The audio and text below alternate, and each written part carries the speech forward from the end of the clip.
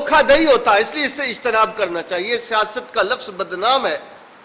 چمن کے رنگ و بو نے اس قدر دھوکے دیے مجھ کو کہ میں نے شوق گل بوسی میں کانٹوں پہ زباں رکھ دی۔ یہ حادثہ گزرا ہے سیاست کے نام پر۔ لوگ سیاست سے بدک گئے ہیں، نتیجتاً خود ہماری صفوں کے اندر بڑی پریشانی ہے۔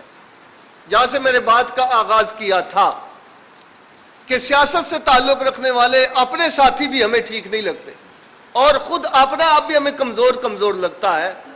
معزز سامعین، اگر ہم عربی لغت سے سیاست کا لفظی مفہوم پتہ کریں تو اس کا مطلب ہوتا ہے سنوارنا، حسن انتظام، تدبیر، نظام وضع کرنا۔ یہی پالیٹکس کا مطلب ہے، یہی لفظ سیاست کا مطلب ہے۔ اور اگر ہمارے ساتھ حادثہ گزرا، حسن انتظام کی بجائے بد انتظامی ہوئی اور بد دیانتی ہوئی، تو اس کا مطلب یہ نہیں ہے کہ سیاست غلط ہوتی۔ اگر آپ کو کوئی حکیم صاحب یہ مشورہ دیں کہ دیسی گھی کھایا کریں، اچھا دائیں بائیں دیکھیں کوئی سو تو نہیں رہا، اپنے دائیں بائیں، اور اسے جگا دیں۔ میں یہ فرمائش نہیں کر رہا، اللہ آپ کو جزا دے، بالکل صحیح نعرہ لگایا ہے۔ اور جہاں میں نے سوئے ہوئے کے بارے میں اشارہ کیا وہاں محلے داروں نے بھی ابھی تک کوئی دلچسپی نہیں لی۔ اچھا جی، تو میں یہ عرض کر رہا ہوں کہ اگر کوئی حکیم یا ڈاکٹر آپ کو کہے کہ دیسی گھی کھایا کریں، آپ ایک دکان سے لے کر آئیں تو وہ 2 نمبر ہو، دوسرے سے لے کر آئیں وہاں سے بھی ملاوٹ ہو، اور تیسری سے بھی آپ کو غلط ملے، چوتھی جگہ بھی دھوکہ ہو جائے، تو آپ کو اور مجھے کیا کرنا چاہیے؟ لوگ اکٹھے کر کے تقریر کرنی چاہیے کہ دیسی گھی سے پرہیز کریں، دیسی گھی فراڈ ہوتا ہے۔ یہی ہمارے ساتھ ہوا، سیاست کے نام پر دھوکہ ہوا، نتیجتاً زہد اور تقوی والوں نے تقریریں شروع کر دی کہ سیاست سے اجتناب کریں، حالانکہ سیاست جناب محمد رسول اللہ علیہ وسلم کی سنت ہے۔ کیسے سنت ہے اس پر انشاءاللہ بات کریں گے، لیکن حضور اکرم صلی اللہ علیہ وسلم کے عطا کردہ دین اسلام کے علاوہ جتنے بھی دنیا میں ادیان ہیں، جب تک انہیں سیاسی قوت حاصل نہیں ہوئی وہ دنیا میں اپنا مقام نہیں پیدا کر سکے۔ عددی اعتبار سے اس وقت دنیا کا سب سے بڑا مذہب عیسائیت ہے، عیسائیت میں افراد زیادہ ہے، اس کی نسبت حضرت عیسیٰ علیہ السلام کی طرف ہے۔ حضرت عیسیٰ کی زندگی میں ان پر ایمان لانے والوں کی تعداد درجنوں تھی، اور جب گرفتار کیا گیا حضرت عیسیٰ کو تو آپ کے گرد جو حواری یعنی شاگرد موجود تھے وہ 1 درجن کے لگ بھگ تھے۔ پھر یہ کیسے ہوا کہ عیسائیت دنیا کا سب سے بڑا مذہب بن گیا؟ اس کی وجہ ایک ریاست ہے، بادشاہ کا نام تھا قسطنطین، اس نے عیسائیت قبول کی تو عیسائیت اتنی پھیل گئی۔ بدھ مت ایک بڑا مذہب ہے، اس کے بانی ہیں گوتم سدھارتھ مہاتما بدھ، ان کی زندگی میں ایک تحصیل سے بھی کم رقبے کے علاقے نے انہیں قبول کیا۔ ان کے جانے کے بعد ایک ہندو بادشاہ اشوک اعظم، اس نے بدھ مت کو قبول کیا، نتیجتاً بدھ مت دنیا کے اندر پھیل گیا۔ یہودی بڑے تھوڑے ہیں، لیکن تحریک صہیونیت کیا ہے اور کس لیے وہ 100 سال سے زیادہ دنیا کے ساتھ ہر جگہ جگڑتے پھر رہے ہیں؟ انہوں نے اپنے منشور میں لکھا ہوا ہے، ریاست اسرائیل تیری حدیں دجلہ سے فرات تک، وہ اس کی توسیع چاہتے ہیں، ریاست بنانا چاہتے ہیں۔ یہ میں نے اشارے کیے۔ اب آ جائیں دین اسلام اور جناب محمد رسول اللہ علیہ وسلم کے تذکرے کی طرف، یہاں سے رہنمائی حاصل کریں۔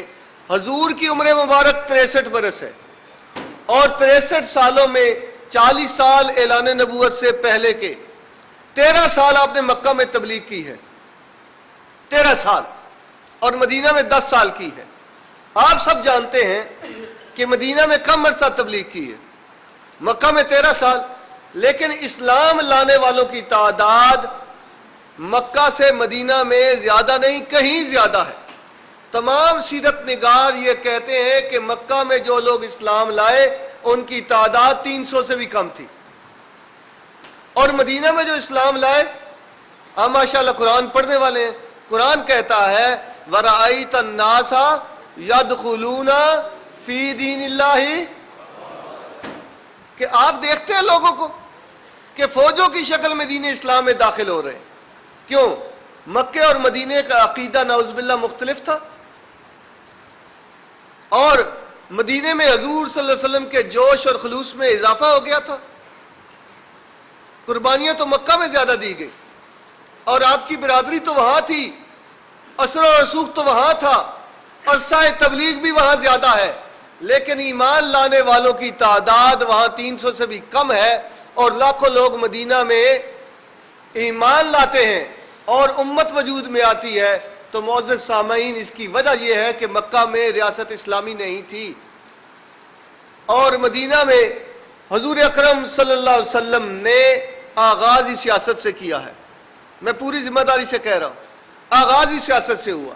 آپ سیرت کی کوئی کتاب اٹھائیں تو آپ کو قباء میں مسجد کی تعمیر کے بعد مسجد نبوی کی تعمیر کے ساتھ ساتھ سب سے پہلے جس معاہدے کا ذکر ملے گا وہ میثاق مدینہ ہے۔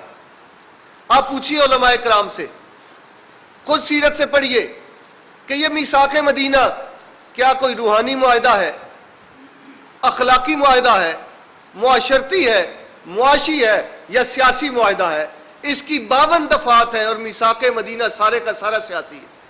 یہاں سے مدینہ کی زندگی کا آغاز ہو رہا 52 دفعات، اور ڈاکٹر حمید اللہ مرحوم نے لکھا ہے کہ یہ پہلا تحریری انسانی کانسٹیٹیوشن ہے، دستور ہے میثاق مدینہ، جس کے نتیجے میں ایک اللہ والے نے مدینے کی سیاسی قیادت سنبھالی ہے، جس کے قدموں کے صدقے کوئی اللہ والا ہوتا ہے۔ یہ نہیں کہا گیا کہ اللہ والوں کا سیاست اور ریاست سے کیا تعلق ہوتا ہے۔ حضور مدینے کے سربراہ بنے، حضور صلی اللہ علیہ وسلم، میثاق مدینہ۔ اس کے بعد مسجد نبوی تعمیر کی گئی، اور آپ کا دل تو چاہتا ہوگا مسجد نبوی کی زیارت کے لیے، کیوں نہیں چاہتا ہے؟ اللہ آپ کو لے جائے۔ میں پہلے بھی یہی کہتا ہوں کہ ٹکٹ اور ویزا نہ ہونے کی وجہ سے آپ آمین بھی اونچی نہیں کہہ سکتے۔ اللہ تعالیٰ آپ کو لے جائے، اللہ کے لیے تو کوئی مشکل نہیں ہے۔ اب مسجد نبوی کی تعمیر کی روایت کو مسلمانوں نے ہمیشہ آگے بڑھایا ہے۔ جہاں انہوں نے اپنی بستی بنائی صدیوں سے، تھوڑے تھے یا زیادہ، غریب تھے یا امیر، انہوں نے مسجد ضرور بنائی، اور وہی طریقہ اختیار کیا جو مسجد نبوی والا ہے، لیکن ایک کام کے اندر بڑا ابہام پیدا ہو گیا، اور وہ آپ کے معاشرے میں تو کم از کم 80% مساجد کے اندر موجود ہے۔ وہ ابہام کیا ہے؟ آپ بھی مسجدوں میں جانے والے ہیں، آپ نے دیکھا ہوگا کہ دیوار پر لکھا ہوتا ہے کہ مسجد میں دنیاوی باتیں کرنا جائز ہے۔ یہ لکھا ہوتا ہے؟ کیا لکھا ہوتا ہے؟ منع ہے، دنیاوی باتیں کرنا منع ہے۔ اگر آپ معاف فرمائیں تو اس بات کی نسبت غلطی سے مسجد نبوی کی طرف نہیں ہے، اس کی نسبت چرچ کی طرف ہے۔ مسجد نبوی دنیا کو کنٹرول کرتی ہے۔ مجھے آپ کو یہ بات سمجھانی ہے، میثاق مدینہ سیاسی معاہدہ ہے، اور مسجد نبوی دنیا کا مرکز ہے، اور رسول اللہ صلی اللہ علیہ وسلم نے سب سے معروف جو دعا سکھائی ہے وہ کیا ہے؟ جو آپ سب کو آتی ہے، ربنا آتنا فی الآخرہ تو پہلے نہیں ہے۔ کیوں؟ اس لیے کہ دنیا آخرت کی کھیتی ہے، دنیا کی بھلائیاں، اور حضور صلی اللہ علیہ وسلم نے اللہ کی بندگی جو سکھائی ہے وہی دنیا داری ہے۔ دین کو 2 حصوں میں تقسیم نہیں کریں گے، یہی ہماری فکر ہے، اور مسجد نبوی تقسیم ہونے نہیں دیتی۔ مسجد نبوی ہماری آرزوؤں، تمناؤں، خوابوں کا مرکز ہے، اور مسجد نبوی میں دنیاوی باتیں حضور کے زمانے میں منع نہیں تھی، وہیں ہوتی تھی، وہیں سے دنیا کنٹرول ہوتی تھی۔ مثلا کوئی شخص آپ کے جماعت کے درس میں نہ آئے اور دکان پر بیٹھا رہے، تو کبھی کبھی ہم بھی کہتے ہیں کہ یار آپ تو دنیا داری میں پھنس گئے ہو، حالانکہ دکان پر بیٹھنا بھی دین ہے۔ سید مودودی کی ایک کتاب ہے دینیات، دنیا کی ہر نمایاں زبان کے اندر اس کا ترجمہ ہوا، اس میں تصور عبادت پڑھیے۔